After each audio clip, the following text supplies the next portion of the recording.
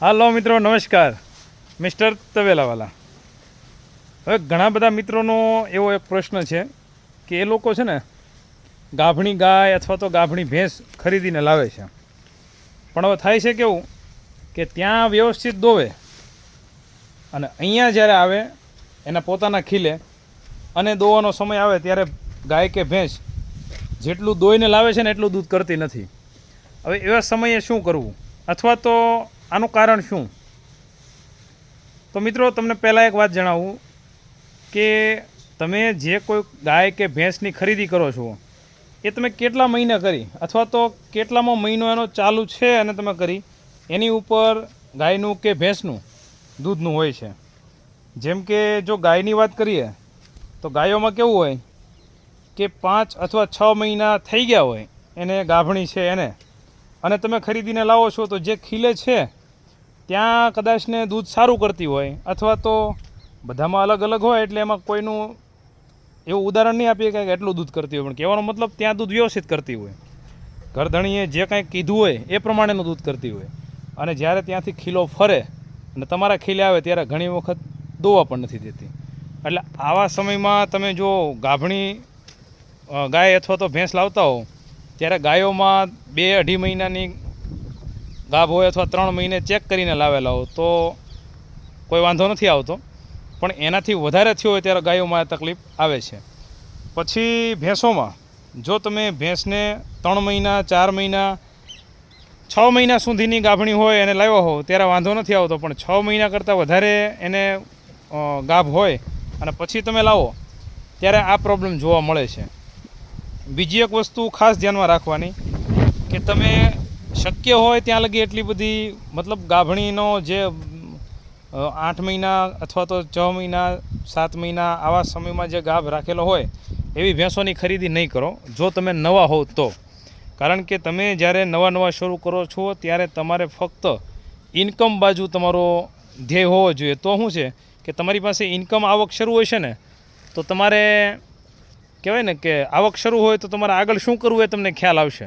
પણ જો તમે ગાભણી લાવ્યા, માનો કે 8 મહિનાની તમે ગાભણી લાવ્યા છો, હવે તમે 9, 10 અને ઘણી વખત 11મો મહિનો પણ લઈ લે તો 3 મહિના સુધી તમારે વાટ જોવાની એ વિયાય એની, અથવા 2 મહિના વાટ જોવાની. વિયાણા બાદ 1 મહિનો તમારે એની સારવાર કરવાની, એની તમારે હવાવેડ હાંસવવાની, અને પછી ધીમે ધીમે 15-20 દિવસે 1 મહિના દિવસે તમે દૂધે ચડતા એને ભાળો.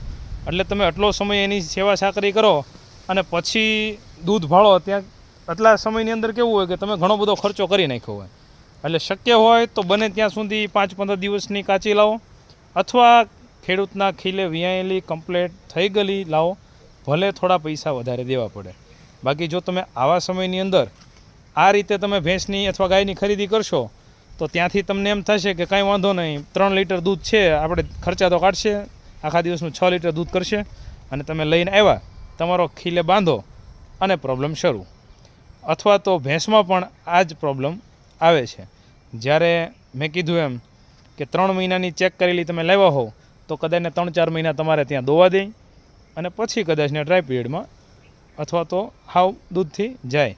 પણ શક્યતા હોય ત્યાં સુધી તમારે જો નવા તમે તબેલાની અંદર હોવ અને તમે શરૂ કરતા હોવ તો બને ત્યાં સુધી આ રીતના માલની અંદર રિસ્ક નહીં લેવાનું.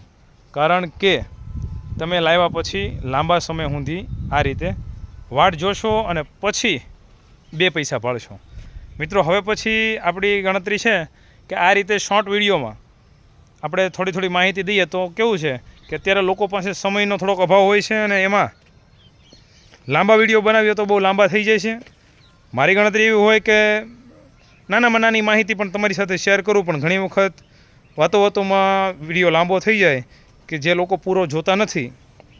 તો એના માટે હવેથી 2-4 મિનિટના વિડીયો બનાવવાની કોશિશ કરીએ છીએ કે બને ત્યાં લગી રીલ્સના માધ્યમથી ટૂંકું લોકોને આપી શકાય. અને ટૂંકા વિડીયોમાં એક બીજો પણ મને પણ ફાયદો થાય છે કે જે કોઈ વ્યક્તિઓની કમેન્ટ જે દિવસની હોય ને એ જ દિવસે હું વિડીયો અપલોડ કરી શકી. કારણ કે શું છે કે મારે પણ સમયનું થોડુંક આગળ પાછળ હોય તો લાંબો વિડીયો બનાવ્યો હોય તો એમાં અપલોડ કરવામાં થોડોક સમય વયો જાય, પણ હવે ટૂંકા વિડીયોમાં એ પ્રોબ્લેમ નહીં આવે. તો મિત્રો, આપ સૌને આ માહિતી કેવી લાગી અને આમાં તમને ક્યાંક ને ક્યાંક જો આ વિડીયો ઉપયોગમાં આવે અથવા આ વિડીયો તમને ગમ્યો હોય તો લાઈક કરવાનું ભૂલશો નહીં, અને હજુ અમારી ચેનલમાં નવા હો તો સબસ્ક્રાઈબ અને ફોલો કરવાનું પણ ભૂલશો નહીં. ચાલો મળીએ કંઈક નવા વિડીયો નવા ટોપિક સાથે. Bye, mister તબેલાવાલા.